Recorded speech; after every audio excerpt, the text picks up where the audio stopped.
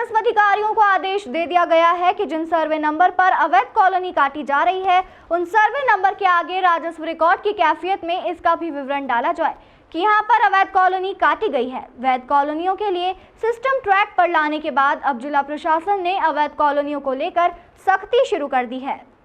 Collector Ashish Singh ने इन पर कार्रवाई के लिए अपर कलेक्टर आईएएस गौरव बैनल को प्रभार दे दिया है। इसके बाद ही इसमें सभी एसडीएम से अवैध कॉलोनी कटने की जानकारी जुटाई गई। इसमें 34 कॉलोनी काटने वाले पहले चरण में आरोपी पाए गए हैं। इन सभी को नोटिस जारी हो गया है, जो बिना किसी मंजूरी के धड़ल्ले से प्लॉट काट रहे हैं। इन 34 कॉलोनाइजरों को लेकर संबंधित एसडीएम ने सर्वे नंबर और मालिकाना हक के साथ रिपोर्ट अपर कलेक्टर बैनल को भेजी है। इसके आधार पर अपर कलेक्टर कोर्ट में बकायदा केस रजिस्टर्ड करते हुए सभी को नोटिस देकर 22 अगस्त को जवाब पेश करने के लिए कहा गया है। इन सभी जवाबों के बाद जिनके जवाब विधिक मान्य नहीं होंगे, उन पर कार्रवाई की जाएगी। कार्रवाई में सीधे एफआईआर होगी। जवाब के बाद तय होगा कि अवैध कॉलोनी काटने का मुख्य व्यक्ति कौन जिम्मेदार है। इस जिम्मेदार के खिलाफ अब नए नियमों के तहत प्रशासन द्वारा सीधे एफआईआर दर्ज कराई जाएगी।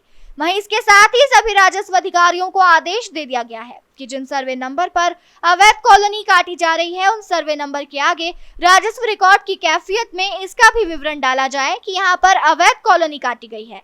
इससे इन सर्वे नंबर की खरीदी बिक्री रुक जाएगी और इन जमीन को खरीदी करने वाला धोखाधड़ी से बच जाएगा। इंदौर से राजीव टाइम्स की रिपोर्ट। अवैध कॉलोनियों के ऊपर लगातार हम लोग कार्रवाई कर रहे हैं। इसी क्रम में 34 ऐसे प्रकरण आइडेंटिफाई हुए हैं जिनमें छोटे छोटे प्लॉट्स बनाकर बिक्री करी गई है अवैध रूप से। उन सभी 34 कॉलोनाइजर्स को शो कॉज नोटिस कॉलोनी नियम के तहत जारी किए गए हैं। उनका जवाब प्राप्त होने पर आगे कार्रवाई कराई जाएगी।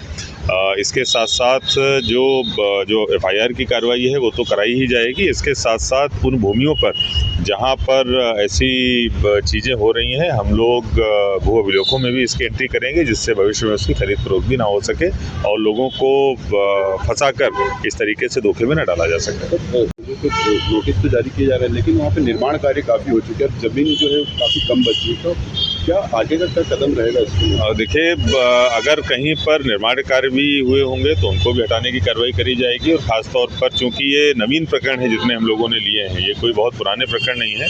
पिछले 2-3 साल में जो कॉलोनियाँ काटी गई हैं उन्हीं के प्रकरण हम लोगों ने लिए हैं। तो पहले तो निर्माण होने की गुंजाइश कम है और अगर है भी तो अंडर कंस्ट्रक्शन होंगे, जिनको हम लोग हटाने की कार्रवाई करेंगे। जिला प्रशासन देखिए, शासकीय जितनी भी भूमियां हैं उनके लिए हम लोग लगातार कानूनी दृष्टि से अपना जो पक्ष है वो मजबूती से न्यायालय में रख रहे हैं और अगर कहीं पर हम लोग हार भी जाते हैं तो तत्काल उसकी अपील भी कर रहे हैं। और इसी के तहत पिछले 2-4 महीने में कई सारी जो बड़ी ज़मीनें हैं जो हम लोग नीचे से हारे हुए भी थे, उनमें तो हमने स्टे लिया है या अपने पक्ष से फैसला कराया है। इसी कड़ी में खेड़ापति हनुमान लगभग 80 करोड़ की ज़मीन है जिसको सुप्रीम कोर्ट के आदेश के द्वारा शासी घोषित किया गया।